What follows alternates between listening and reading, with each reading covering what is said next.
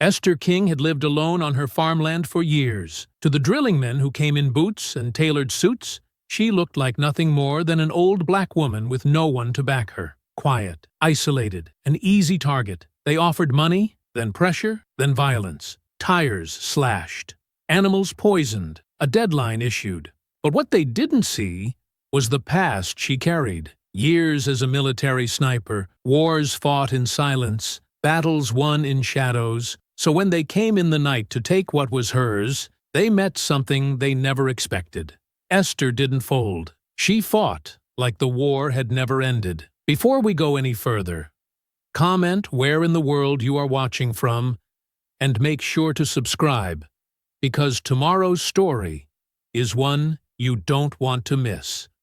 The morning unfolded with the kind of quiet grace that only land tended by memory could offer, and as the first blush of gold spread across the tips of the pecan trees, Esther King stood at the edge of her porch with a mug of coffee held steady in her right hand, her gaze sweeping over the wide expanse of farmland she had inherited, protected, and learned down to the last root and furrow, as if every inch of it were stitched into the fabric of her skin.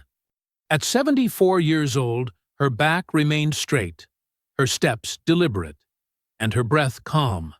Not because time had spared her, but because she had spent a lifetime training her body to answer only to discipline, not fear, not pain, and certainly not threats. The house behind her, modest in appearance, but fortified in the ways that mattered most, was kept in perfect working order, not for visitors, for there were rarely any, but because order itself was the language she understood best. Nothing in Esther's life was left to chance. The curtains were always drawn in the same rhythm. The stove cleaned the moment it cooled, and the porch swept in even strokes, regardless of whether the wind had been kind or cruel the night before. Her land was more than a home. It was a perimeter, a responsibility, and a living extension of every lesson war had carved into her bones. She had always known the soil beneath her boots held stories far older than the house, and when she began noticing the small disturbances in the soil line near the northern field, the faint chemical odor rising after a storm, the subtle discoloration in the water runoff, the way her late husband's old geological notes had quietly hinted at what might lie deep beneath the surface, she had not panicked, nor had she celebrated. Instead, she made her own assessments, gathered samples, and, without telling a soul, initiated the slow and legally intricate process of securing her mineral rights through a lawyer she trusted 3 counties away, a man who owed her more than one favor and knew better than to speak her name out loud in a public office. It was a quiet maneuver, as careful and calculated as any mission she had led when she wore the uniform, and yet, even with every precaution in place, the news still seemed to travel on wind she couldn't trace, because just weeks after the filings began, strange trucks started appearing near her road, first parked off the gravel shoulder, then moving a little closer each time, always with dark-tinted windows and clean, white exteriors that stood in sharp contrast to the dust-covered locals who worked this land for real. The men inside didn't wear uniforms, but their posture gave them away. Too relaxed for regular contractors, too alert for salesmen, and with eyes that scanned the horizon like men used to walking into rooms they already intended to control. The first time one of them came up her driveway, he did so with a smile so polished it seemed to reflect the sun, wearing a button-down shirt rolled to his elbows, sleeves deliberately casual, as if he wanted to appear approachable, though the sharpness in his voice carried the same clipped edge as a man who wasn't used to being ignored. He introduced himself as a representative of a real estate development group with interest in strategic rural acquisitions, and said his team had heard about the value of her land and hoped to make her an offer that respected her legacy while providing her with the freedom to enjoy the rest of her years without burden. She hadn't invited him to sit. she hadn't offered him coffee. She had listened without blinking, her silence stretching just long enough to force a flicker of discomfort across his otherwise confident face. And when he finally handed her a pristine envelope with gold lettering along the flap and politely suggested she think it over, she took it without a word and waited until he left before she even opened it. That evening, as the sun dipped behind the ridge and the cicadas filled the dusk with their pulsing rhythm, she stood alone at the edge of her field, with the envelope open in her hand and the offer inside staring back at her in bold, unapologetic print. A number so large it might have made another woman pause, maybe even dream. But Esther only tilted her head slightly and looked out across the land she had bled for, worked for, buried a husband. On and guarded for decades, not because it was lucrative, but because it was hers in every possible way that mattered. She didn't hesitate. She didn't sigh. She walked back to the house, opened the iron stove door, and fed the offer to the flames, watching without emotion as the paper blackened, curled, and turned to ash, her face bathed in the soft flicker of heat that meant, in her world, a line had just been crossed, and there would be no retreat, no negotiation, and no warning the next time someone came asking about what lay beneath her ground. By morning, the ash from the envelope had cooled into a soft gray layer at the base of the stove, the only visible evidence of the decision already sealed in her mind. Esther rinsed her mug, tightened the laces on her boots, and stepped onto the porch with the kind of calm that didn't require announcing itself. The early light stretched across the fields in long golden bands, and for a moment, everything looked the same. The distant tree line unmoved, the fencing still standing, the gravel drive still quiet. But there was something different in the air, something subtle, like the feeling of a storm waiting far off the horizon, still hidden but undeniable. She drove to the courthouse as the town was just beginning to stir, the roads still empty, the storefronts locked in silence. Her truck rumbled steady down the cracked asphalt, its bed empty, her passenger seat holding nothing but the manila folder she'd prepared weeks ago. She had signed everything slowly, deliberately, her signature steady across each form. It wasn't just ink. It was claim, intention, defense. The courthouse lobby smelled faintly of floor polish and aging carpet, the kind of scent that seemed trapped in the baseboards no matter how many years passed. Esther stepped inside, nodded politely at the security guard who barely looked up from his crossword, and walked toward the records window where a young clerk with overgelled hair and a name tag that read Derek sat behind a smudged pane of safety glass. She slid the folder across the counter without a word. He glanced up, did a quick double-take like he'd expected someone else, then took the documents with an exaggerated sigh, as though handling paperwork from a woman like her at that hour somehow fell outside the scope of his job description. He scanned the top page, tapped a few keys, and muttered something under his breath about older filings being a pain to index. Esther said nothing. She simply watched. His fingers moved across the keyboard, too fast to be thorough, and when the final confirmation screen appeared, he hesitated just long enough to glance toward the hallway that led to the sheriff's office. He reached below the counter, slid his phone from his lap, and without a flicker of shame or subtlety, sent a message with his thumb hovering over the screen like a man doing something important, but routine. She made note of the way his eyes didn't meet hers when he handed her back the receipt. No smile, no goodbye. Outside, the sun had climbed higher. The morning had begun to warm, but the chill in the pit of her stomach had nothing to do with temperature. The clerk had sent a message. That meant someone would soon be coming. And they did. The SUV arrived 2 days later, late enough in the morning that the fog had burned off, early enough that neighbors wouldn't be around to see it. It came up the drive slowly, tires too clean, suspension too smooth, The kind of vehicle that belonged in private parking garages, not gravel roads. Esther stood on the porch already, hands at her sides, waiting. She hadn't armed herself visibly, but her stance was enough. The man who emerged wore a deep navy suit that looked tailored, but intentionally unbuttoned at the collar. A pair of brown boots with dust smudged just enough to look worn, and an expression that tried to project concern but couldn't quite mask calculation. His blonde hair was combed back with practiced ease, and his sunglasses hung from the second button of his shirt like a prop in a commercial. "Miss King?" he asked, stepping forward like he expected her to meet him halfway. She didn't move. "I'm Cal Briggs," he said, pausing for a beat as if the name ought to mean something. "I work with a group that partners with legacy landowners, folks like yourself, who've built something valuable and might be ready to transition into the next chapter." She raised an eyebrow. He pressed on. "I wanted to speak with you directly, respectfully, before things got too formal. You've got a beautiful piece of property here. Historic, good bones, and under all this charm, well, let's just say there's real value waiting to be unlocked."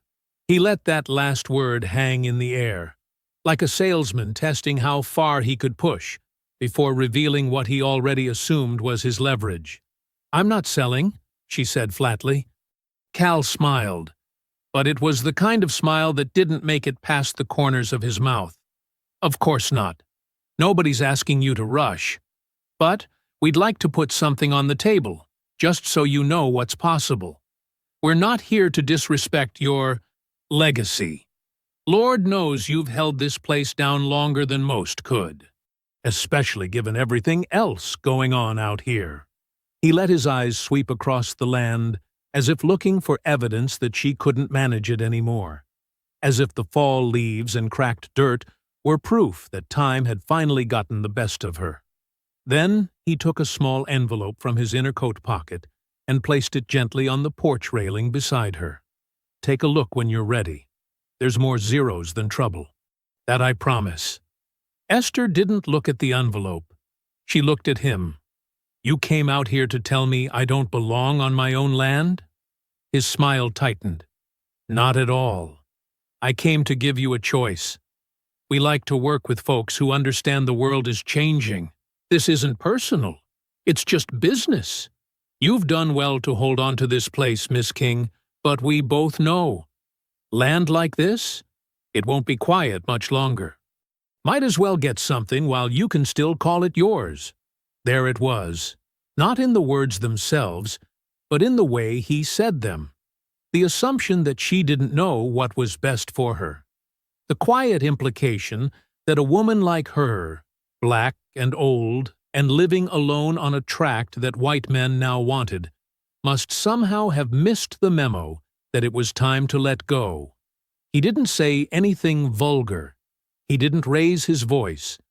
But Esther had lived long enough to recognize the tone behind the manners, the control buried inside the courtesy. She picked up the envelope, weighed it in her hand without opening it, and said, "You finished?" Cal tilted his head, clearly surprised. "Because if you're not, go ahead. I've got time," she continued, voice even but laced with steel. "But if you are, then take your boots and your offer and get off my land before I make you forget every dollar in that envelope." He didn't smile this time. He gave a stiff nod, took one slow breath, and walked back to the SUV without another word. As he drove off, kicking up a swirl of dust that lingered long after the vehicle disappeared beyond the tree line, Esther stood still on the porch, the envelope still in her hand, and listened to the wind roll in across her fields like a quiet warning already answered.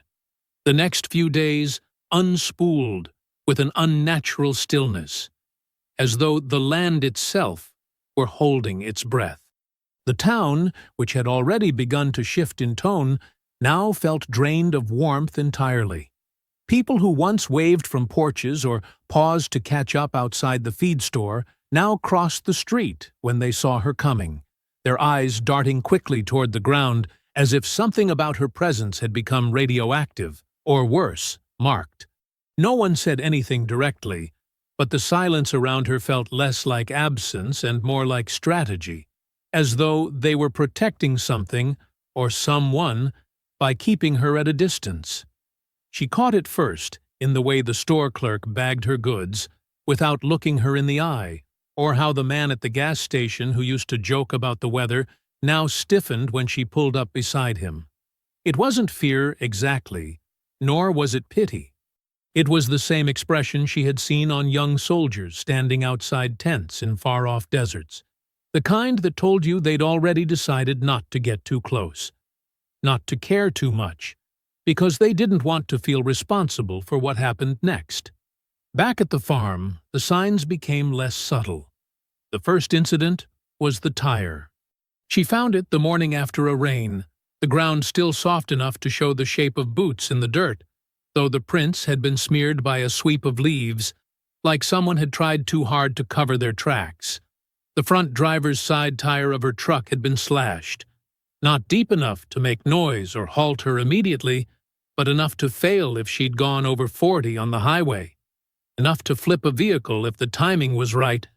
She didn't swear, didn't call anyone. She just changed it, marked the location in her notebook, and took out a longer route map from her desk drawer, one that offered off-grid travel lines in case the roads became unreliable. A few nights later, her water line burst without warning. At first, she assumed it was age. The copper pipe had been installed decades earlier, but when she pulled it from the ground to inspect the damage, she found the break was clean, too clean. The metal snipped with something far sharper than wear and time. That night, she boiled rainwater and drank it without comment. The following morning, she rerouted her filtration tanks and began storing emergency reserves in sealed containers. It wasn't until she walked the goat pens near dusk and found her eldest nanny goat lying on her side, stiff and bloated, that the line between warning and declaration was finally crossed. The animal had been healthy, old, yes, but eating well, moving steady. There was no sign of a struggle, no evidence of illness, only the telltale foam at the mouth and the swelling in the joints that spoke of deliberate poisoning. Esther stood there for a long time, one hand braced against the fence rail, watching the last flies settle on the carcass like shadows with wings. She buried the goat herself at the edge of the north pasture, marking the grave with a stone she carved nothing into. That evening, as the sun slid low and the light stretched across the fields in long, honey-colored streaks, she descended into the cellar beneath the pantry and opened the reinforced cabinet that had not seen daylight in more than a decade. Inside, her sniper rifle lay in perfect alignment, wrapped in oiled cloth, each piece cleaned and checked every year on her birthday, out of habit, more than preparation. She unwrapped it slowly, testing the scope, calibrating the zero, running her fingers along the stock as though reading Braille. It was an extension of her body, as familiar to her as her own breath. She brought out her sidearm next, loading it with methodical care before sliding it into the holster clipped against the inside of her waistband. She returned to the porch not with fear, not with rage, but with a quiet sense of arrival, as though some long-dormant part of her had merely been waiting for permission to wake. The next few days were spent walking the land in measured silence, not to admire or harvest, but to catalog, diagram, and prepare. She moved through the fields with a tape measure, a compass, and a carpenter's chalk line, plotting distance against line of sight, marking every natural blind spot and elevation point.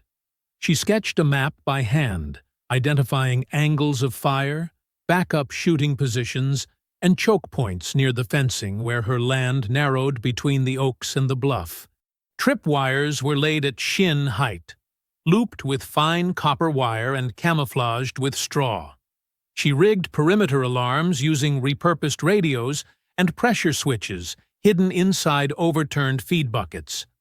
The windows were measured, blackout drapes trimmed and stitched with heavy cotton to absorb light.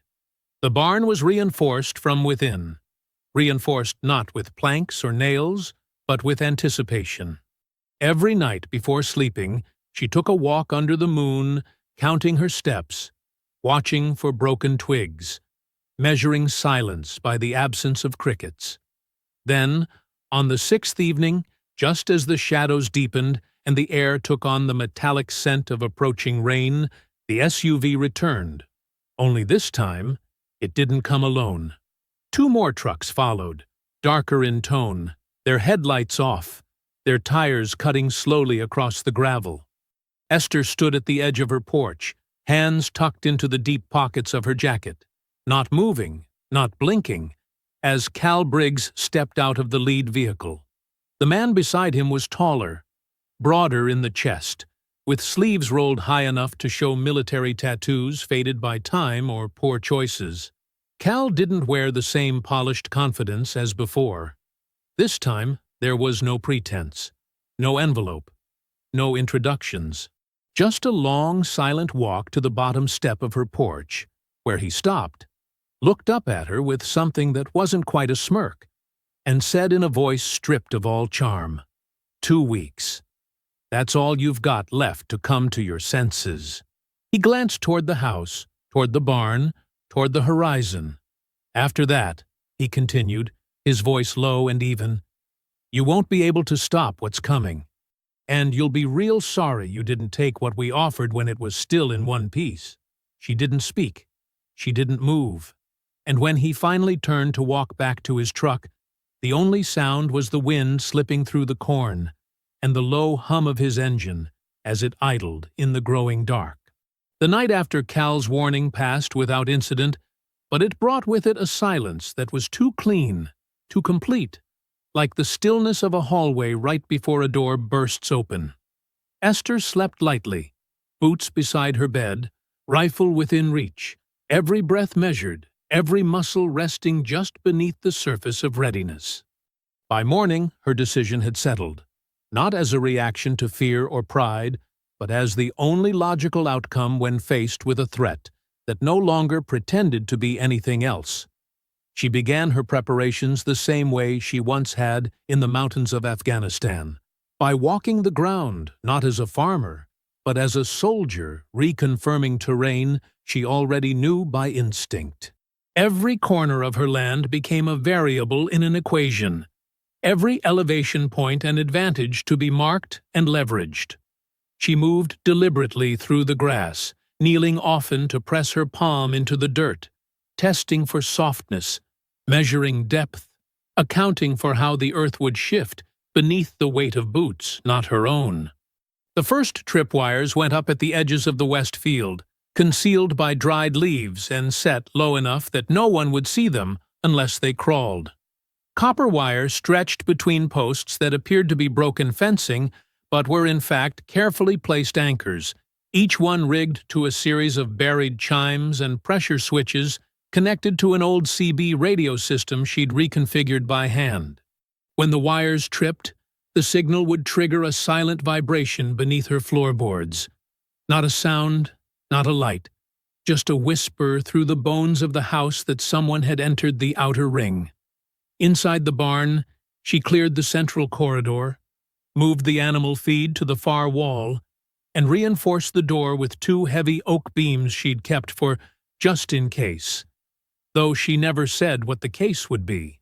From a trapdoor beneath the grain bin, she pulled up a rusted tin box caked in dust and sealed with a code lock, her late husband's, untouched since the year he died. It took her a moment to remember the combination, but her fingers found it before her mind did. The muscle memory outpacing thought. Inside were the old journals, bound in canvas, and filled with his small, meticulous handwriting. There were notes on water lines, gas pressure levels, seismic readings taken long before modern scans confirmed what he already suspected. Tucked in the folds of the final notebook was a laminated map marked with red grease pencil slashes, locations across the property, notated in a cipher only she and he could read, symbols for observation points, line-of-sight corridors, fallback zones, Beneath the map, wrapped in oiled cloth, was the external drive. It bore no label, no markings, just a black shell and the weight of something left behind not for curiosity, but for survival. Esther set it aside, knowing it would come into play later, knowing the information it held would have value, either as a shield or a weapon. She spent the next 3 days wiring the house and land with hidden cameras, small enough to nestle in tree hollows and fence rails, powered by solar units, and fed into a laptop she kept under the false drawer of her writing desk. The screens flickered to life, quadrant by quadrant, until the entire property unfolded in real-time visuals. Every tree line, every gate, every approach, visible through at least 2 angles. She watched them for hours, adjusting lenses, recalibrating angles, noting where her own blind spots remained. That's when she found the first scout cam. It had been placed high in a tree near the eastern slope, camouflaged well, but not well enough for someone who had spent a career spotting glints of metal from hundreds of yards away. She climbed the ladder with care, removed the unit, and pried it open on the tailgate of her truck. It wasn't amateur tech. It was clean, small, and fed into a secured uplink. She smashed the internal chip with the butt of her screwdriver, tossed the shell into her burn barrel, and then circled the perimeter until she found the second one, tucked beneath a false knot in the bark of an old hickory tree near the creek bed. This one she didn't destroy. Instead, she rewired the transmitter, looped its signal, and fed it footage from 2 days prior. Calm land, no traps, no activity. A still life meant to trick the eye. If they were watching, they'd now be seeing nothing at all. That night, she reached out to Isaac.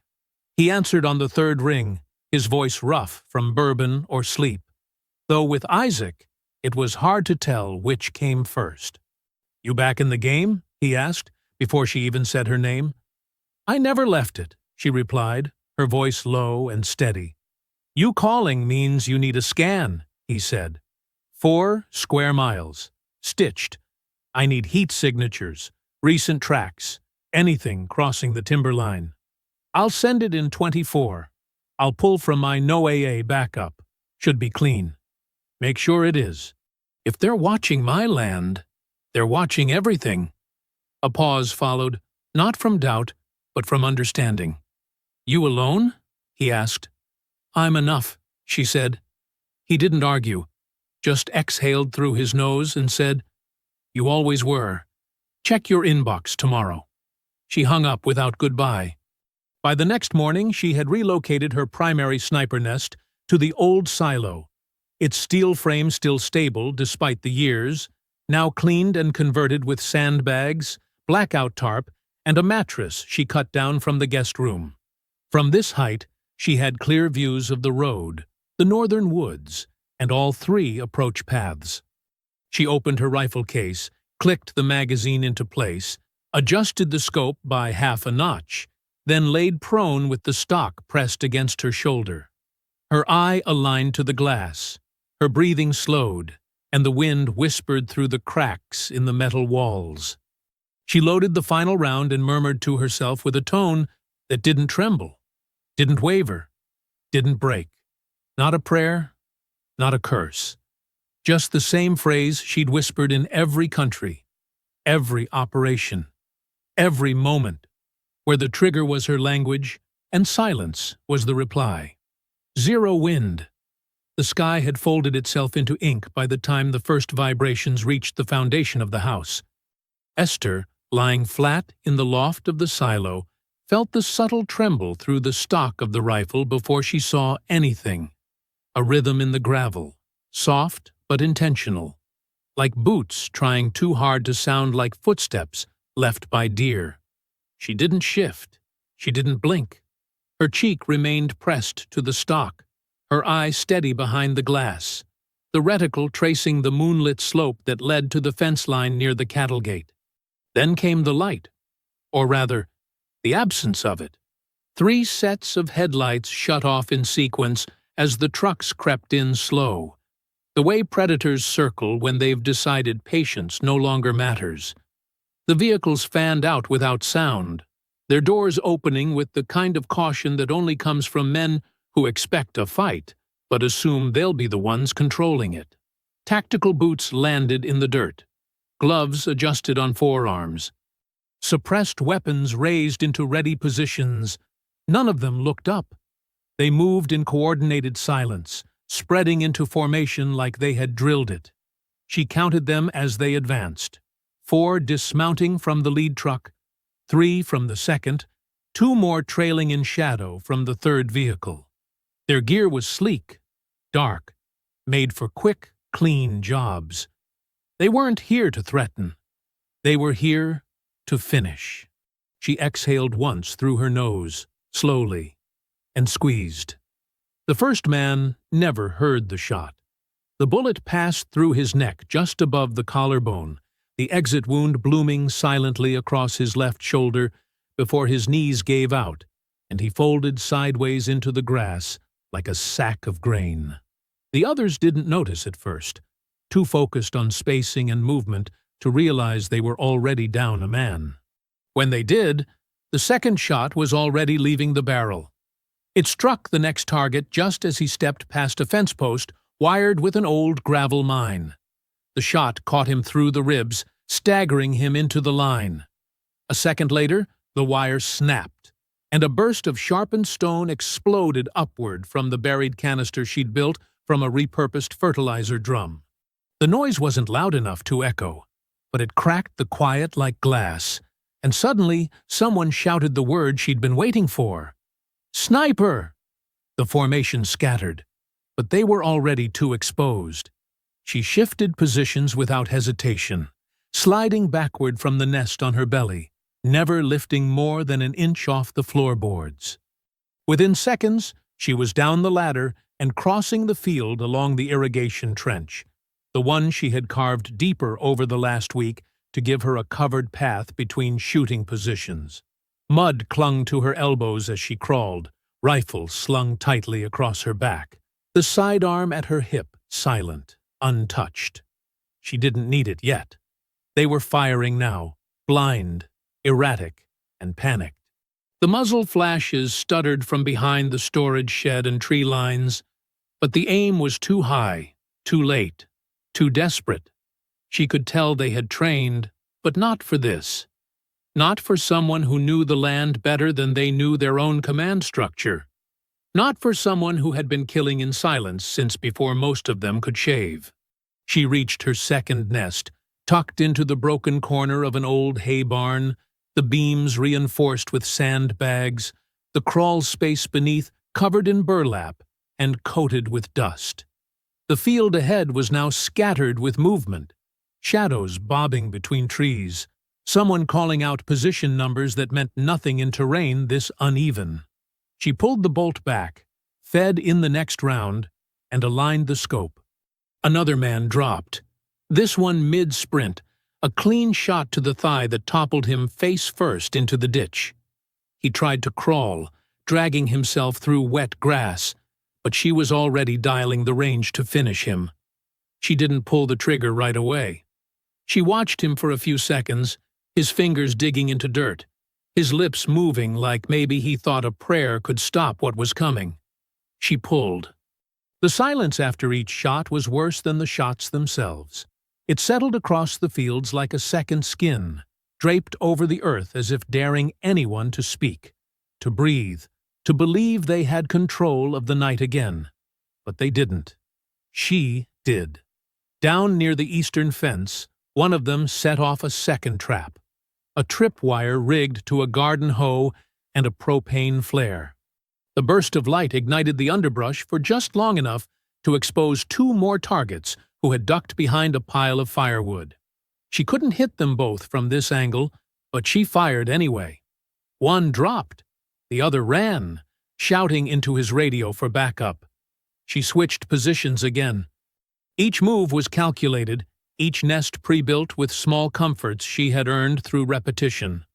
Water bottles, a rolled cloth to rest her arm, a field map scratched into wood with nail points. She rotated through 4 positions before the trucks even thought to reverse, before the tires finally spun through the mud in retreat, dragging the wounded and the shaken back into their steel cocoons. The last thing they expected was to be hunted by a woman with gray in her hair and ghosts in her bones.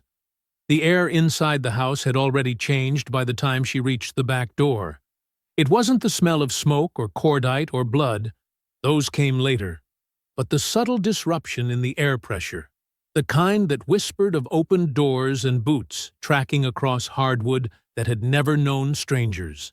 Esther crouched low behind the coat rack in the utility hallway, her sidearm drawn, her body balanced on the balls of her feet, her breath shallow and measured. The breach hadn't been explosive. They were trying to stay quiet, to move like shadows in a place built for ghosts. But her ears caught every board creak, every whispered signal between men who had trained for urban raids, but not for the house of a woman who had spent her youth threading death through buildings far less forgiving than this one. The first one moved through the kitchen, rifle angled low, flashlight flicking in wide arcs across the cabinets and tile. Esther let him pass the pantry before triggering the smoke bomb she had stashed in the oven's unused lower compartment. The room filled in seconds, thick white haze swallowing every outline. She moved through it like water, silent and precise, her shoulder grazing the edge of the breakfast bar as she ducked behind it and counted the seconds. 1, 2, 3. The second man entered through the side window, feet landing softly on the kitchen mat she had rigged with roofing nails punched through the underside. His shout was muffled, more pain than surprise, and she used the noise to mask her movement, sliding in behind the first man and striking the crook of his elbow with the butt of her pistol. The weapon clattered from his grip. He turned, stunned, only to receive a sharp strike to the bridge of his nose. Blood splattered the fridge door behind him as he stumbled backward into the sink. She didn't hesitate. Her left hand came up beneath his jaw, knife angled tight between fingers. She drove the blade into the soft space just under the chin and twisted sharply to the left. He dropped without a sound. A flash of light to her right warned her of the third man just before he opened fire. The bullet grazed her shoulder, the heat of it tearing through the outer fabric of her jacket and biting into skin with a sting sharp enough to jolt but not slow her. She dove behind the dining table, already reaching for the second smoke canister, tossing it overhand toward the hallway just as a boot struck the edge of the table, tipping it sideways and sending plates crashing. The flare hissed as it ignited, spraying sparks into the stairwell. The hall lit up in bursts, pulsing red like a heartbeat too loud in the ears. She saw the shadow of the shooter first, tall, fast, moving too confidently, and as he stepped forward, she fired from the ground, low and tight, catching him in the left knee. He went down screaming, the gun spinning from his hand and bouncing once before skidding into the baseboard. She rose quickly, shoulder burning, and retrieved the blade from her belt. Blood dripped onto the floor as she closed the distance between them, breathing hard but silent. And then, without ceremony or pause, she drove the knife into the base of his neck. He twitched once, then was still. A creak behind her, small, deliberate, someone moving slow. She didn't turn. Instead, she spun the desk lamp nearest her, casting its cone of light across the far end of the hallway, then dropped low, crawling under the table as the intruder entered from the rear stairwell. She watched his legs move past her hiding place, steady, careful, his breathing controlled. He was smart, checking angles, ignoring the distractions, but not smart enough. Esther reached up and pulled the cord on the swing lamp just above the bookshelf. The movement drew his eye for half a second. Long enough. She lunged forward and stabbed upward. the blade slipping through the bottom of the lampshade and into his chest with a force that rattled the shade itself. The man gasped, staggered backward, and collapsed into a chair, gurgling as his lungs filled with blood. Only then did she pause, leaning against the edge of the wall, panting, her hand pressed to the bleeding groove along her shoulder. It wasn't deep, but it would need wrapping. Not yet. Outside, the gunfire had faded, the others having retreated, regrouped, or been taken down by her traps and scope. Inside, the only sound was the labored breath of one last man still alive. Barely. He lay face down near the kitchen entry, his rifle out of reach, his hand clutched around his side where she had struck him with the blunt edge of her blade, knocking him unconscious just moments before.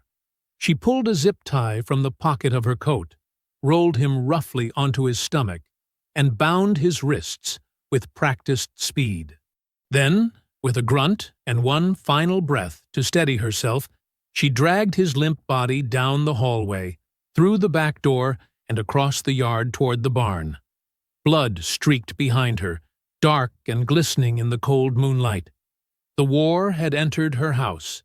Now she would take the fight into theirs. By the time she secured the barn doors behind her and stepped back out into the field, the land had already begun to shift again. It wasn't the wind or the trees that moved, but the air itself, thicker now, heavier, pulsing with the kind of tension that comes not from fear, but from the certainty that what's coming next is built for destruction. The first wave had been a test, an underestimation. The next would be something else entirely. She made it halfway to the front pasture before she saw the silhouettes, larger this time, moving in tighter formation, heads low and shoulders square, like they'd done this before in places where mercy wasn't written into the mission. The trucks didn't stop at the road. They surged forward with engines cut and lights off, their tires rolling silently through the gravel and mud, as if they had trained for darkness and silence the way she had trained for silence and death.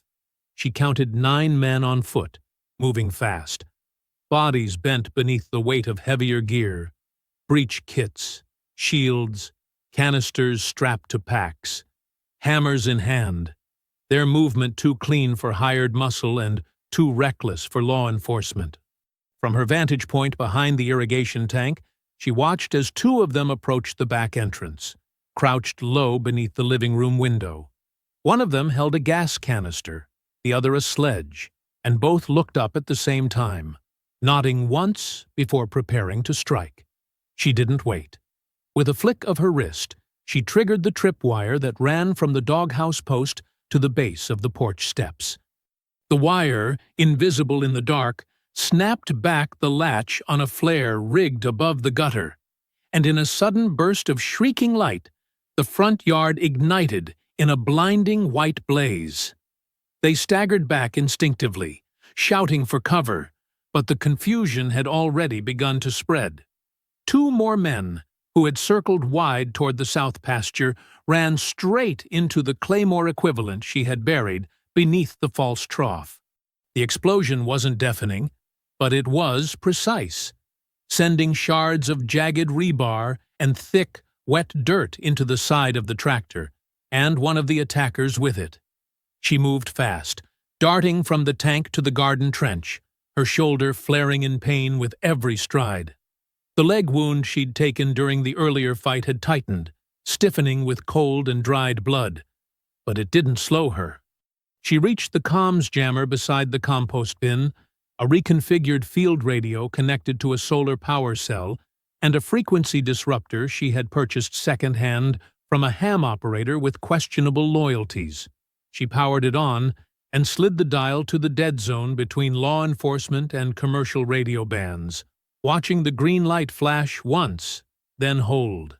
Their radios would be useless now. They wouldn't even know why. Shots rang out near the barn.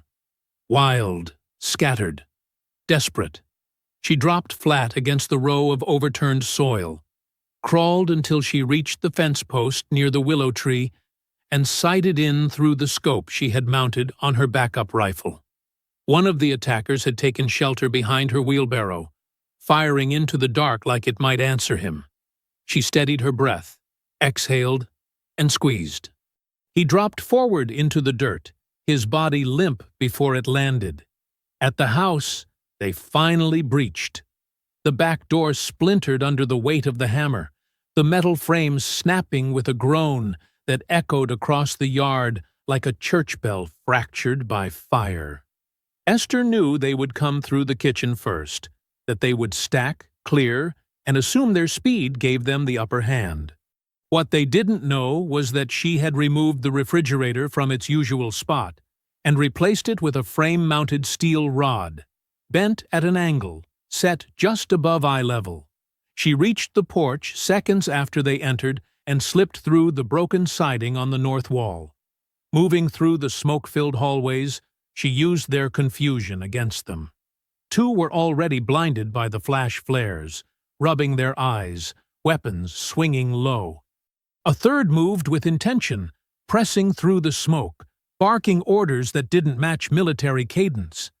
She ducked beneath a swinging flashlight beam, pressed herself against the pantry wall, and waited for the thud of his boot to pass the threshold. Then she struck. The rod connected with the side of his head, just above the ear, and the man dropped instantly, collapsing with a grunt into the floorboards. She reached down to roll him over and froze. Cal. His face, even bloodied and slack-jawed, was unmistakable. The same smug curve to the jaw, the same polished arrogance now collapsed in a heap beneath her kitchen light. She bound his hands quickly, dragged him by the shoulders through the hallway, and left him behind the upturned dining table before returning to clear the house. When the sun finally rose, it did so without drama.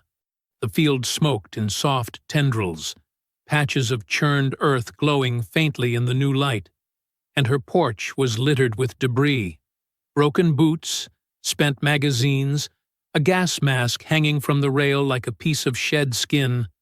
3 of them were alive. 2 of the subordinates lay unconscious in the grass near the west field, both stripped of weapons and gear, their arms tied behind their backs with electrical cord.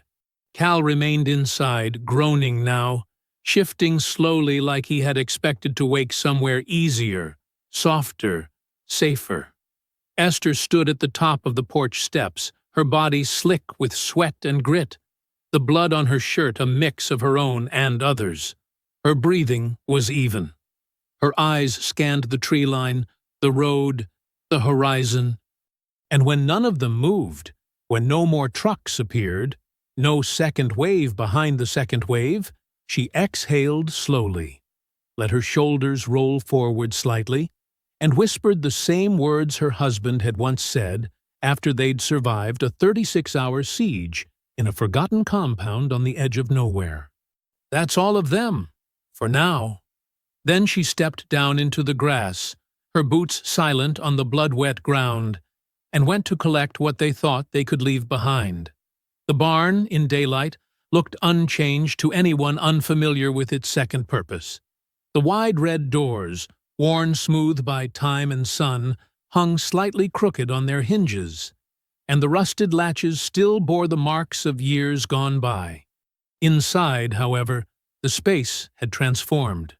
Not into something grotesque or monstrous. Esther had never needed theatrics to make her point, but into a place where silence was thick and deliberate, and every creak of wood or drip of water served a purpose beyond its sound.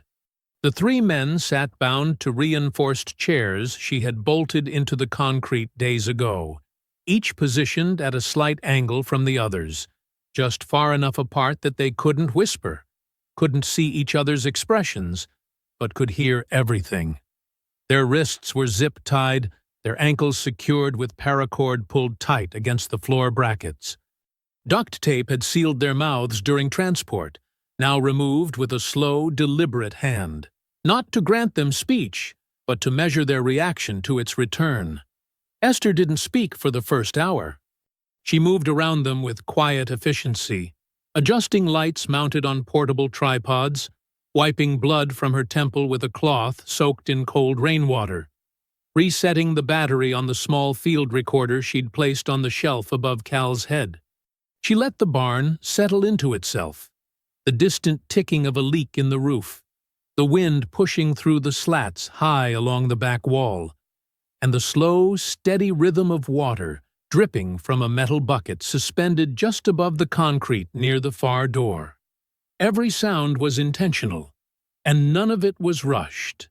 She poured water from a tin kettle into 3 canteens, left them just out of reach on the ground, then turned on a single hanging bulb that swung lazily above them, casting long, shifting shadows across the barn floor. When she finally pulled up a folding chair and sat facing them, her expression was unreadable. Not hard, not cruel, just quiet and entirely in control. "You came here to erase me," she said, her voice low and steady. "You failed." No one answered. One of the subordinates, wiry, younger, breathing through clenched teeth, shifted slightly in his chair. The other sat completely still, eyes closed, either conserving energy or pretending indifference. Cal met her gaze without flinching.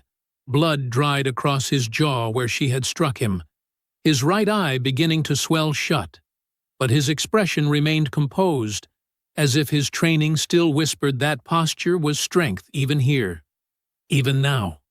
Esther stood, walked slowly to the back wall, and picked up a small handheld speaker connected to her recorder. She pressed play, and the room filled with the sound of gunfire, boots in mud, and distant voices shouting fractured commands from the night before. It wasn't just sound, it was proof, a timeline, a record of what had happened when they thought they were still in control. When the recording ended, she turned to the younger man. "You want to tell me who's giving orders now?" she asked. He didn't speak. She nodded once and walked to the light, tilted the bulb directly into his face, and stood silently as the heat began to work on his resolve. 10 minutes passed. 20. The sweat started to form at his temples, then trickled down his neck. He shifted again, blinked hard, swallowed dry air. Esther didn't touch him. She didn't shout. She simply moved the water bottle an inch closer, then stopped, letting the silence do the rest. "I'm not dying for this," he muttered at last, voice cracked and raw. "Who are you dying for, then?" she asked, crouching slightly, her voice calm and even. He hesitated. "We don't know names, just layers.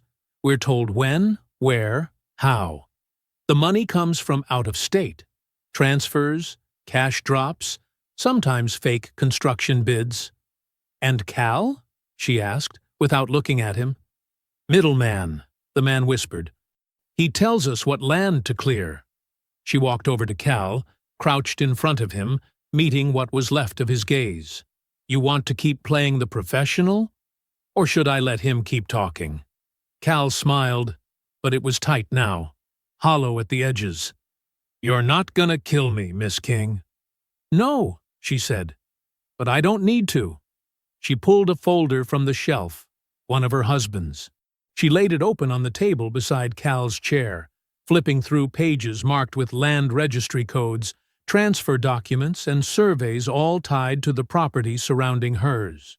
"You've been here before," she said. "Years ago.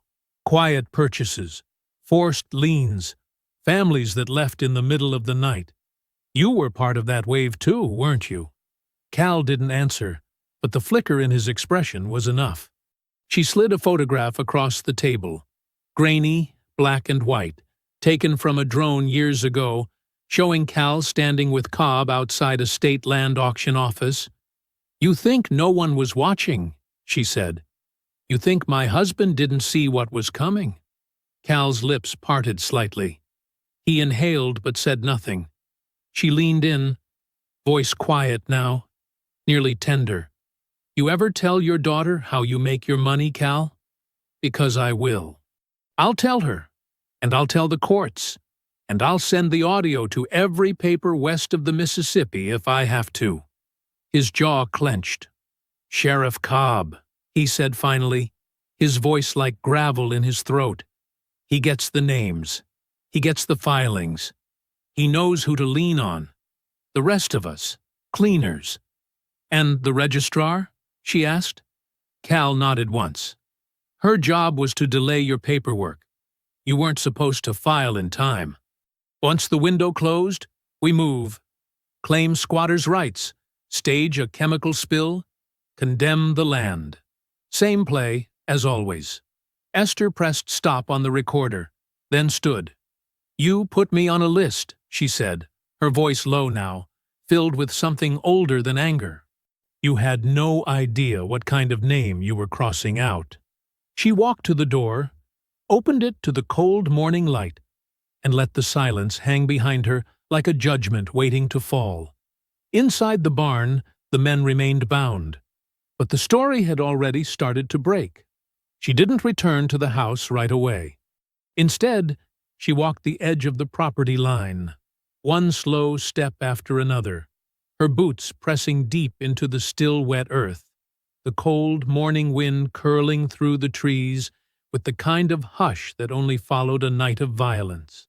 The barn doors remained shut behind her, their interior still cloaked in the weight of confession, and though the sun had fully crested the horizon, nothing about the light felt clean yet. There was a knowing in the air now, a shift, not just in what had been done, but in what had been revealed. By the time she stepped through her front door, the adrenaline had dulled to a quiet ache in her joints.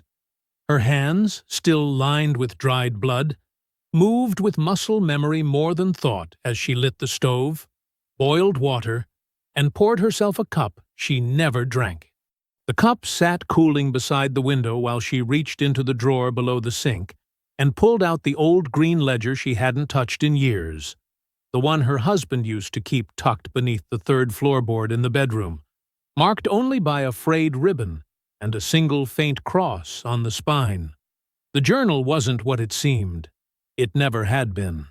The first few pages were lists, fencing materials, feed calculations, rotational crop plans, but after the second section, the entries changed. The writing grew tighter, more deliberate, and the dates became sporadic. Esther recognized the structure immediately.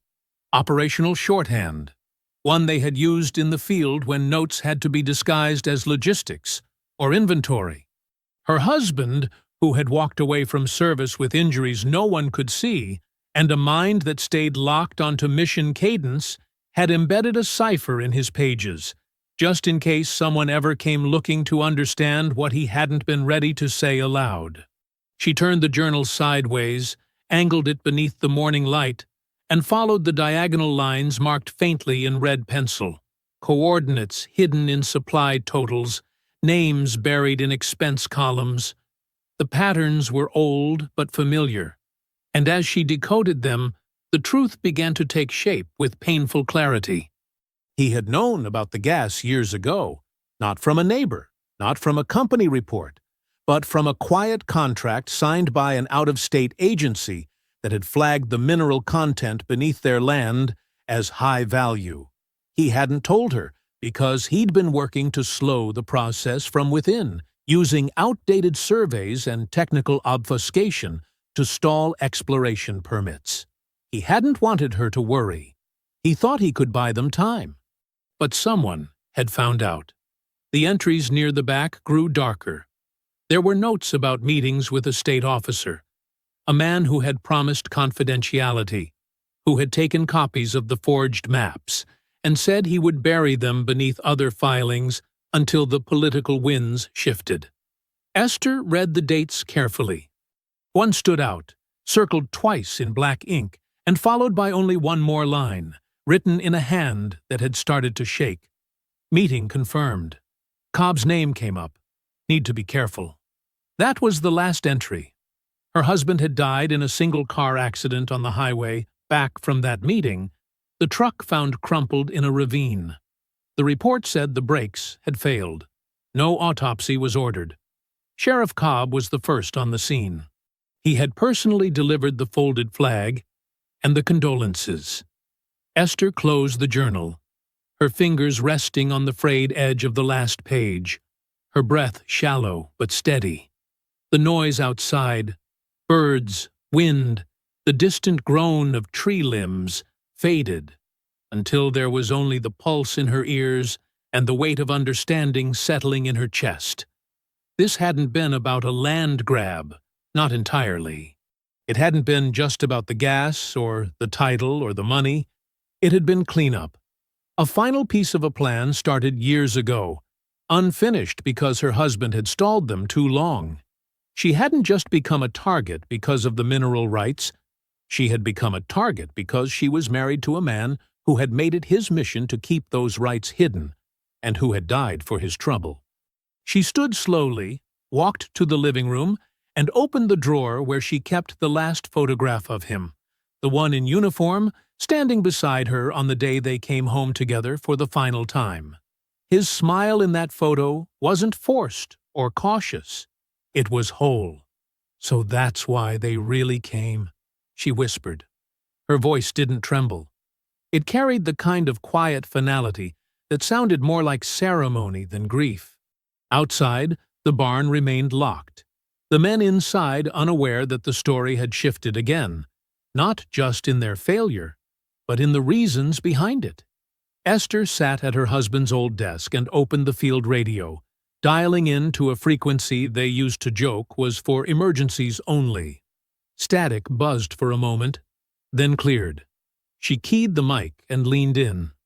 "Isaac," she said, her voice low but deliberate, "I need you to pull the accident report from March 23rd, 8 years back. Franklin County. 1 fatality. I want every line of it. Witness statements, signatures, and the name of the responding officer." The pause on the other end was brief. "Copy," Isaac said. "That's going to take some creative reach." "I don't care what it takes," she answered. "And I want the drill site registry logs for anything filed near County Line 17 in the last 10 years. Look for aliases, out-of-state LLCs, anything that crosses with Cobb's name." He hesitated. "You're not slowing down, are you?" Esther didn't blink. "No," she said. "I'm just getting started." She set the mic down and picked up the photograph again. There would be no more half measures. Not this time. The house was still, but there was no rest inside it. Esther moved with a calm sharpened by clarity, her body worn but unyielding, her wounds bandaged tightly beneath her sleeves. The storm had passed outside, but the real work, the kind built not on gunpowder but paper and proof, was only beginning. The confessions were still fresh in her ears, but she didn't play them back. She didn't need to. Every word was etched into memory now, and memory, unlike tape, didn't fray or skip. In the corner of the room, the old field laptop hummed softly, its fan whirring just loud enough to remind her that this part of the fight would require precision of a different kind. She inserted the SD card, the red one marked with an X in her late husband's handwriting, a relic of habit, long before external drives replaced most of their field tools. The files loaded without error. She opened the folders one by one, checking audio levels, scanning for timestamp mismatches. Each file was labeled meticulously. Confession 1, Cal Briggs. Confession 2, Operator Number 3. Confession 3, Target Sequence Breakdown. A master folder contained geotags, land records, corrupted transfer receipts, and a side-by-side comparison of the delayed filings cross-referenced with Cobb's name. Proof, not speculation. She encrypted the backups to 3 separate drives, 2 physical, 1 virtual, and placed one into a hollowed-out floorboard beneath the hallway rug, another into a waterproof pouch she buried beneath the azaleas in the west garden. The virtual version was uploaded to a secure cloud hub run by one of Isaac's old surveillance contacts in Nevada, someone who owed them more than a few favors and didn't ask questions unless he was trying to keep you alive. By noon, 3 identical packages sat on the table, plain cardboard, sealed with craft tape, each one addressed by hand. One to a small investigative newsroom out of Mobile that had a reputation for chasing corruption cases the bigger stations wouldn't touch. One to a state government watchdog group that had sued Cobb's office twice in the last 5 years. And the third, the heaviest, bound for a retired federal prosecutor now running a legal podcast that had, just last month, publicly questioned the legitimacy of land seizures across the state's southern counties. Each box contained a thumb drive, a transcript, and a note written in Esther's measured hand. You don't know me, but you know the pattern. Here's what it looks like when someone survives it. She drove the parcels herself, using the old truck with the stolen plates Isaac had sent her last spring as a joke that had become useful in a way neither of them expected.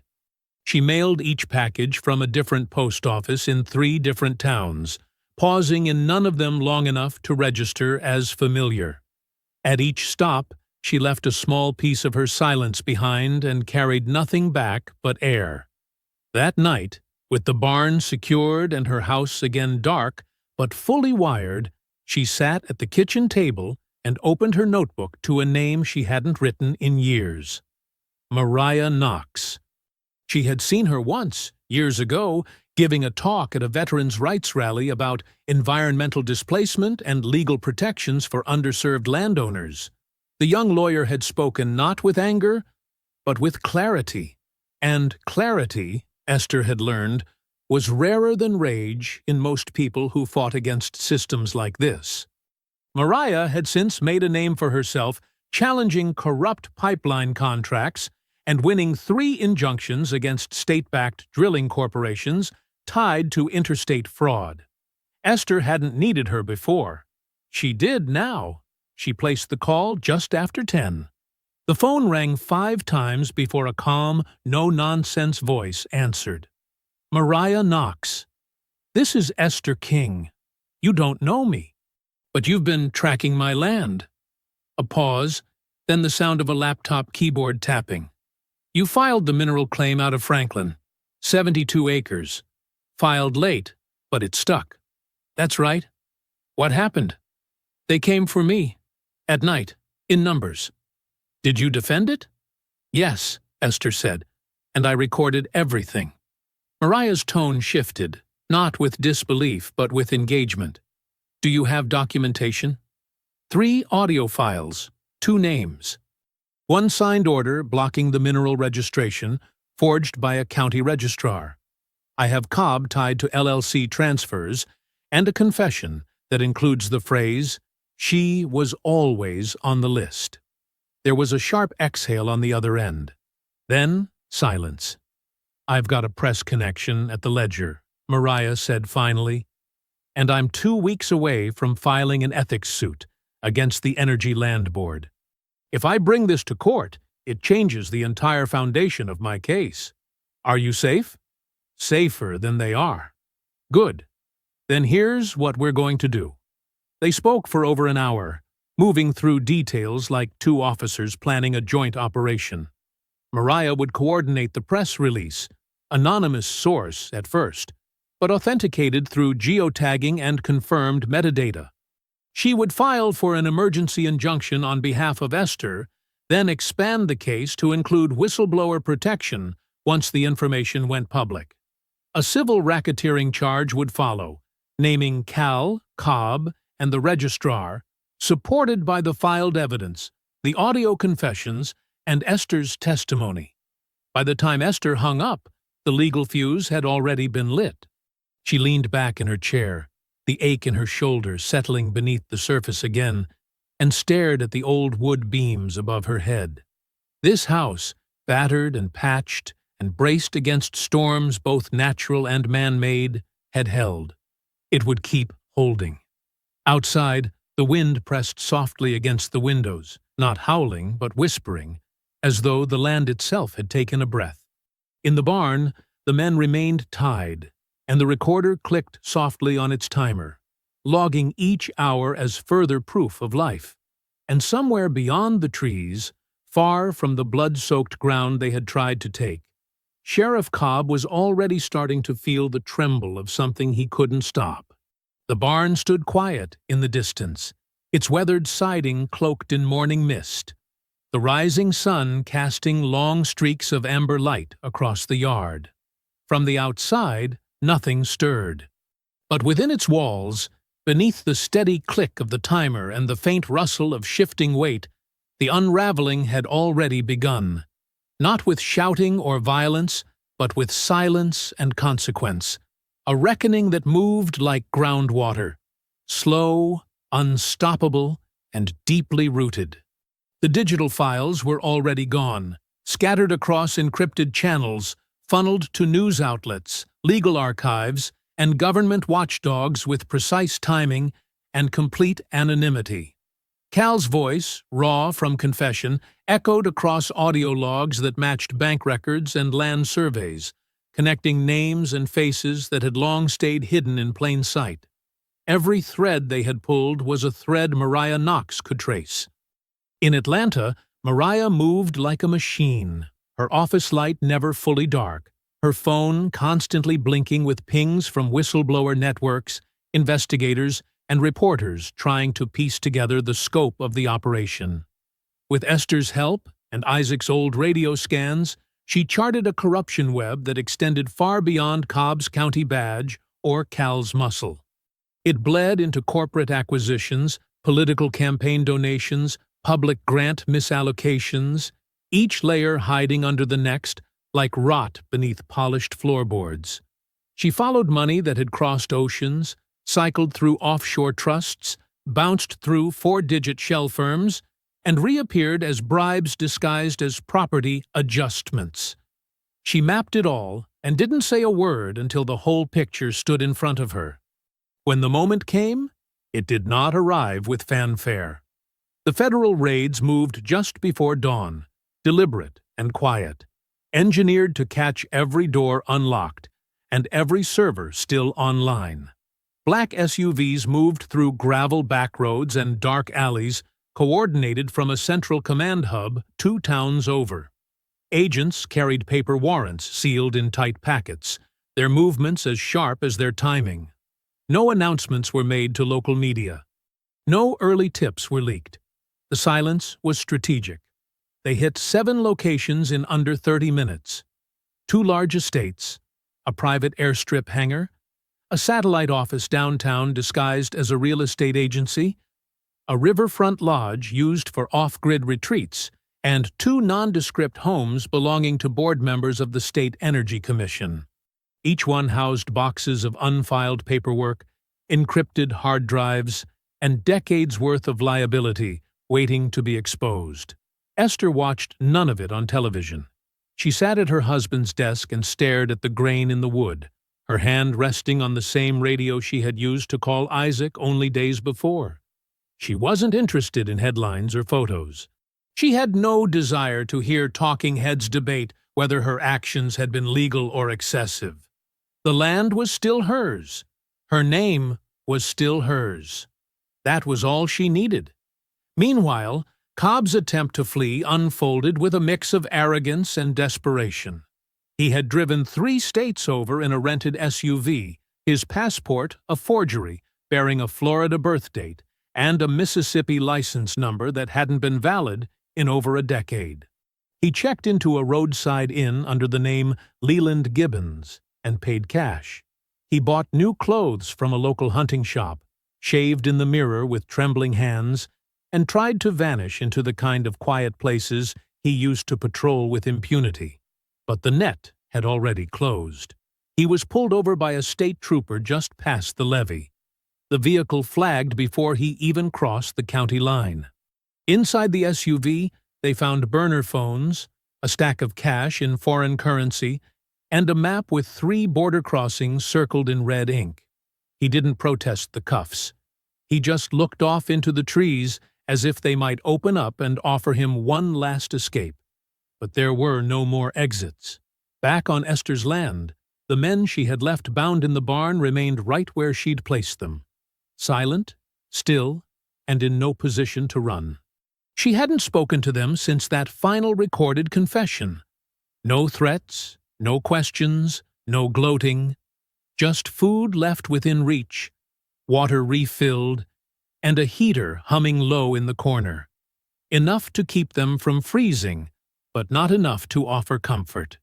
When the first federal agents arrived on her land, she met them at the gate with no weapon in hand, only a folder containing passwords to the encrypted backups and the digital key to her own logs.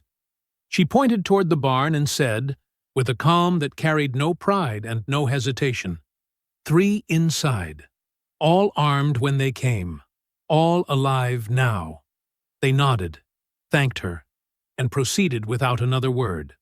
The agents processed the captives without incident, noting the medical attention they'd already received and the clear evidence of restraint, not cruelty.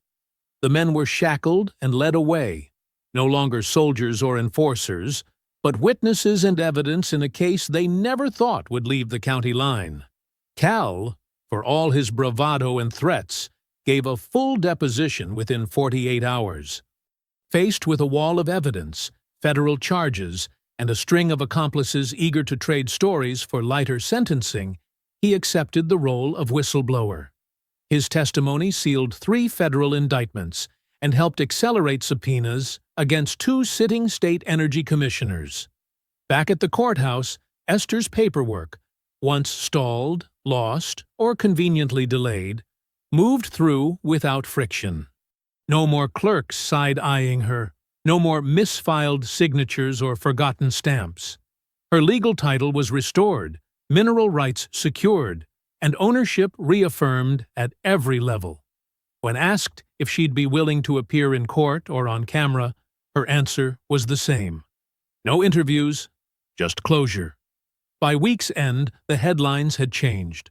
What began as a missing permit case in a forgotten township had become a national story of land theft, corporate conspiracy, and one woman's refusal to yield. But Esther didn't watch the broadcasts. She stood near the barn, staring at the scarred dirt, where trucks had once rolled in and bled back out, where boots had pressed deep into her ground with arrogance, thinking she would fold. She didn't fold, and they would never forget the cost of underestimating her. The indictments came swiftly once Cal's statement was entered into evidence. In a sealed courtroom session attended by federal prosecutors and forensic auditors, his confession, matched with GPS logs, recorded wire transfers, and internal correspondence pulled from seized servers, became the keystone in a case that had been quietly building momentum behind the scenes. One by one, members of the State Energy Board, city zoning officials, and regulatory agents who had rubber-stamped illegal contracts began submitting their resignations. Some cited personal reasons. Others vanished behind non-disclosure agreements. But the headlines told a clearer story than any official memo. A coordinated effort to defraud vulnerable landowners in favor of a syndicate hidden behind shell companies and offshore accounts. The men tied in Esther's barn had been transferred into FBI custody by the time the morning sun reached its peak. She had left the barn doors open, deliberately, so the agents could see the evidence without obstruction. They found the captives fed, bandaged where necessary, and seated beneath a blinking camera that had logged every hour of their captivity. Esther had kept everything clean. No bruises that didn't come from the fight, no injuries inflicted after surrender. They had been given blankets, water, and medical aid. One of the agents, after reviewing the footage, simply nodded and made a note in his report. Subject used non-lethal restraint and demonstrated clear intent to preserve life once targets were incapacitated. There were no further questions.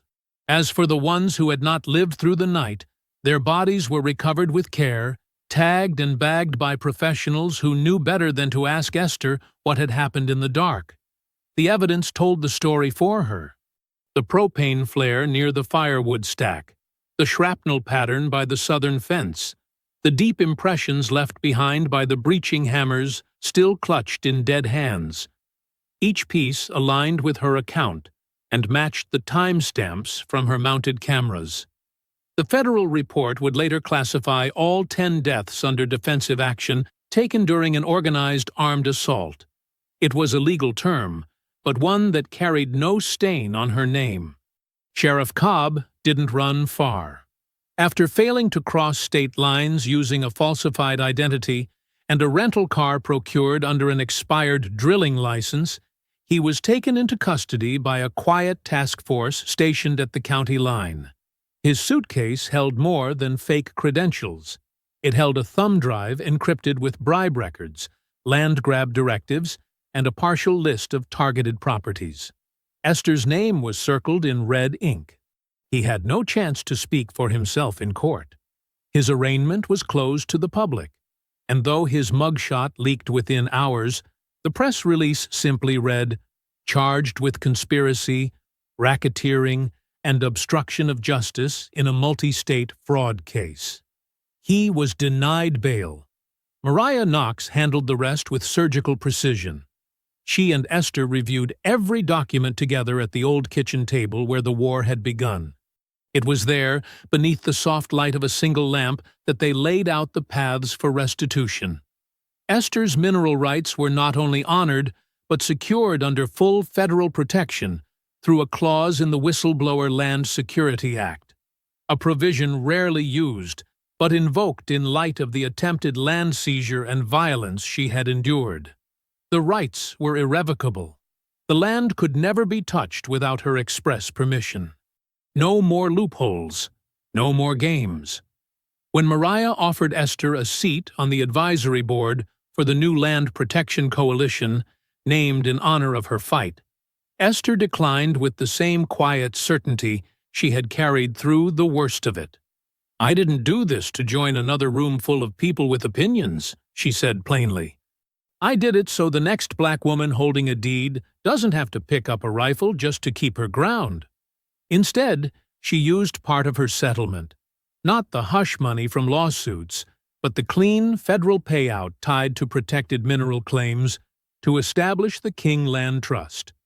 Its mission was simple: to locate, defend, and preserve black-owned farmland across the South. No politics, no cameras, just quiet paperwork, legal firepower, and permanent ownership that couldn't be stolen by forged bids or buried clauses. The men who had come for her never spoke her name again in court. Cal pled to a reduced sentence in exchange for everything he knew, which turned out to be considerable. The two men captured beside him accepted plea deals as well. Their silence traded for time. None of them saw the inside of her barn again. And the land itself, the fields that had once hidden traps and soaked up blood, grew quiet again. Not in the sense of forgetting, but in the way trees remember storms without needing to speak of them. Grass regrew over the buried safe. The fence posts stood tall once more. And in the far corner of the property, where the dirt ran redder than anywhere else, Esther placed no marker. She let the wind have that place. When asked later why she refused every media request, every feature article, every invitation to speak, she answered only once, and it was to Mariah, sitting on the porch one evening as the sky bled orange behind the hills. "They already got my story," she said. "I don't need to sell it back to them." The new boards on the shed didn't match the old ones. They were smoother, paler, and still smelled faintly of sawdust and fresh stain. But Esther didn't mind. She ran her hand along the grain, feeling the clean lines where chaos had torn through weeks ago. Around her, the sounds of rebuilding were soft but constant. The low scrape of a trowel, the rhythmic thump of boots against dirt, the occasional hammer tap when someone found a stubborn nail. None of it was rushed. The volunteers who showed up didn't come with speeches or sympathy. They came with tool belts and thermoses, old habits from lives spent in uniforms, carrying quiet knowledge of what it meant to lose something and then build again. The shed was first, but not the last. Across the western acres, A new structure rose slowly over the summer, low to the ground, broad in its footprint, with rooms that opened onto wide porches and halls designed without corners. It was a retreat, built not for ceremony or accolades, but for use. Veterans came from counties near and far, some wearing their fatigue in the curve of their spines, others in the way they looked at tree lines a second too long. They didn't ask what had happened on the land. The wind still carried the echoes, and the dogs made sure no one got too close without permission. But they respected the quiet, and that was enough. Mariah visited now and then, usually on weekends, bringing updates on legislation, land rights victories, and sometimes just cornbread and black coffee. She always parked in the same spot, just shy of the willow tree that leaned over the gravel drive like it had been listening through the whole fight. Esther kept her company on the porch, where the two women sat without urgency, without needing to fill the space with anything more than presence. Occasionally, they'd talk about the trust, how many acres had been added, what counties were next, how to handle new threats wrapped in friendlier language.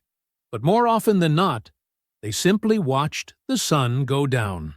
One morning, just after dawn, the front screen door creaked open, and a flash of brown fur darted out across the porch steps. The pup was fast, full of bark and energy that seemed too big for his small frame.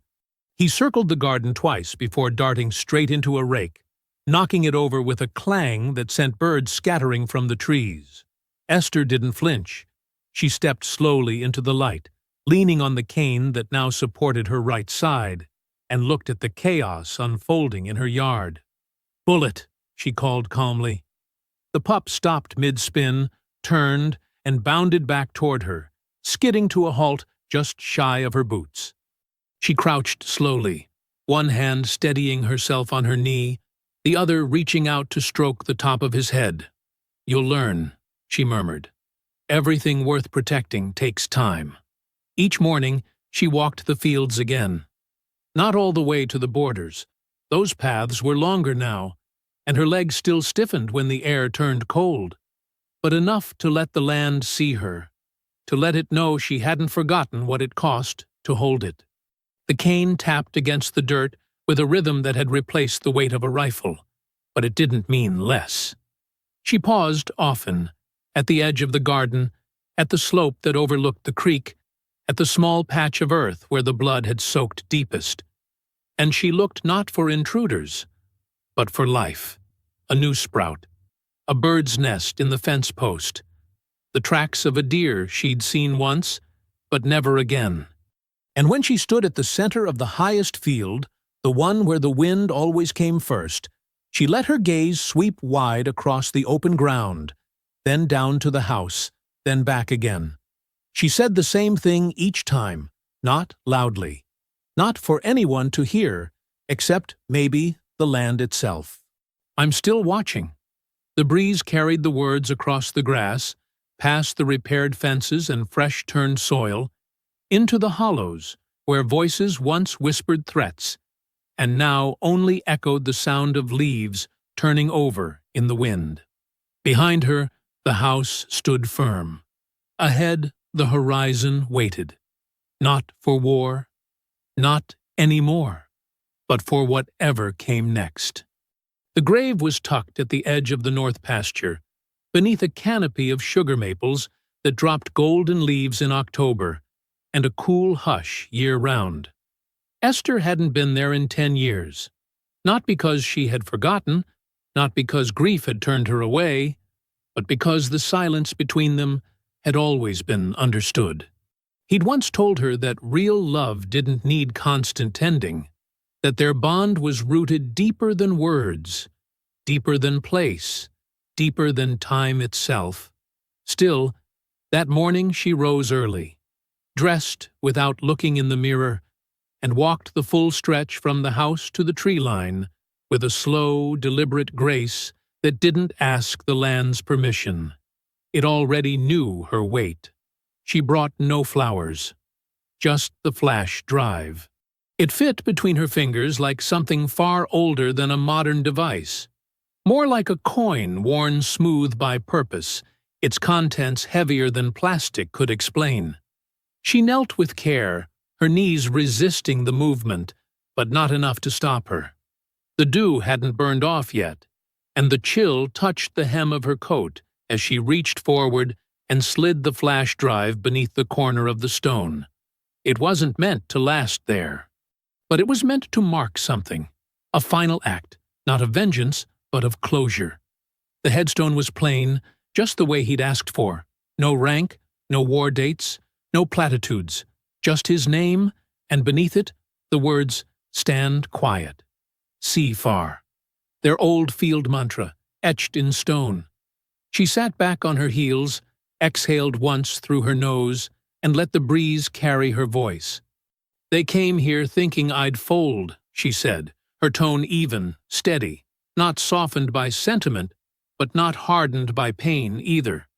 "Thought this old house was just that, old. Thought I was past fighting. Thought you weren't still here." She glanced toward the horizon, then back to the name in the stone. "But you married a sniper."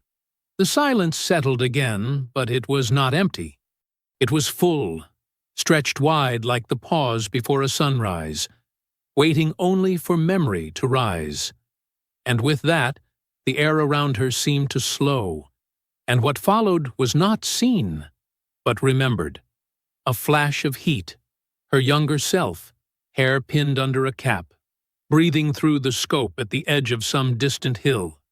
Heartbeat synced with the wind, eyes sharp and unshaken. The grip of the rifle steady, her finger poised not out of aggression, but duty. Then the softer warmth of her husband's laugh, sun-soaked and reckless, echoing from a jeep parked outside a tent in Kandahar. Him teasing her about how she never missed, how she made even silence feel tactical. She'd rolled her eyes, but smiled anyway, because he was the one person who never looked at her like she needed fixing. Another memory bloomed. The night he brought her to this land, told her the soil was good, that it had veins of strength running through it just like her. They had stood on this very field and watched the sky turn from copper to indigo, not saying much, just letting the future wrap around them without fear. And then, that last conversation, years later, right before he left for that meeting, the one that cost him everything. His hand on her shoulder. The words he didn't say, but didn't need to. And her promise, unspoken, that if anything ever happened, she would hold the line, no matter what shape the threat took. She blinked once, slowly, and the present returned. Her fingers grazed the edge of the stone, not to clean it, not to fuss, just to feel that it was still there, that he was still here. Not watching from above, not whispering from the trees, but resting. Because now, finally, she could tell him it was done. She rose, using the cane for balance, and stood facing the pasture. Bullet sat nearby, watching with a tilt to his head, as if he knew this wasn't just another walk.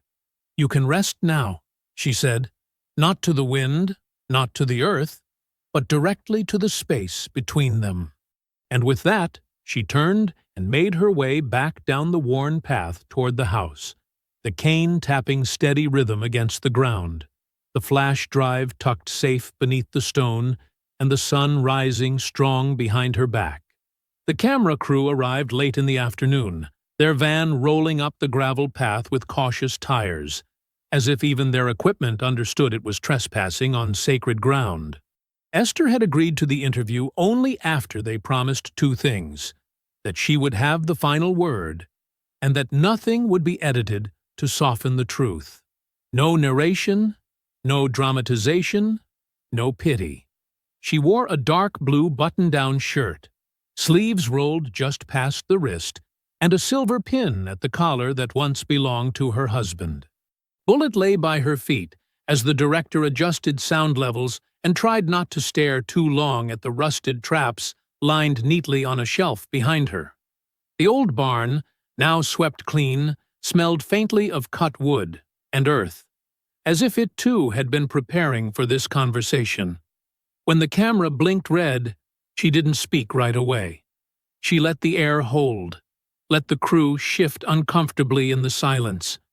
Then, her eyes fixed past the lens, steady as the scope she'd once lived behind, she began, not with a dramatic retelling of the night's violence, but with the soil. They didn't come here for the house, she said. Didn't care much for the fence or the well or even the grass. They came for what was buried, and they thought I wouldn't know how to fight for something I couldn't see. She didn't raise her voice, didn't flinch when they asked if she regretted anything. Instead, she told them about history. Not the kind written in textbooks, but the kind written in deeds filed late. Signatures forged, land taken without gunfire, just pressure and silence and slow erasure. She spoke not like a victim, but like a sentinel, someone who had seen the pattern long before the world caught up. The footage aired 3 weeks later in a primetime slot with minimal promotion, and still it spread like wildfire. Something about her presence, her refusal to be softened or made symbolic, resonated deeper than the producers expected. What began as a profile on a lone landowner resisting a corporate assault became a national reckoning. Because hidden in the records Esther had helped surface, alongside Mariah's tireless documentation, was a pattern that spanned 3 states, 5 different counties, 7 families, all black, all targeted for mineral rights beneath land long written off as forgotten. One company name showed up on every paper trail, though never at the top. Shell corporations with names like Green Horizon LLC and Southern Future Ventures. Auction house signatures from frontmen with no digital footprint. Land agents who disappeared when subpoenas were issued. But the dots connected. And when they did, the federal probe expanded. By the time the indictments were unsealed, over a dozen officials had resigned or been placed under investigation. Esther's own case, once just a backwoods anomaly, now anchored a national scandal. She turned down every speaking engagement, every podcast, every guest lecture invitation. She did not want to be turned into a brand, but she agreed to sit for one last segment, months later, filmed quietly on her porch with no makeup crew, no microphone clipped to her collar, just her voice and the steady rustling of the wind through the stalks. "I don't need a statue," she said. "Just leave the land alone. Let it rest the way we never got to." And so the last shots of the broadcast weren't of boardrooms or courtrooms, but of her hands planting new seedlings near the edge of her property. The same place where her husband once swore they'd grow their own food again, even if the world forgot how. Bullet nosed at the soil beside her, tail thumping, ears twitching in the breeze. In the distance, the rebuilt shed cast a shadow in the shape of a rifle rack, now empty.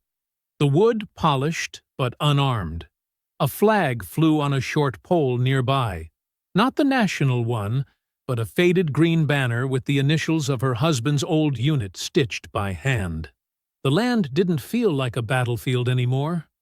It felt like memory finally given space to breathe. I hope you enjoyed that story. Please share it with your friends and subscribe so that you do not miss out on the next one.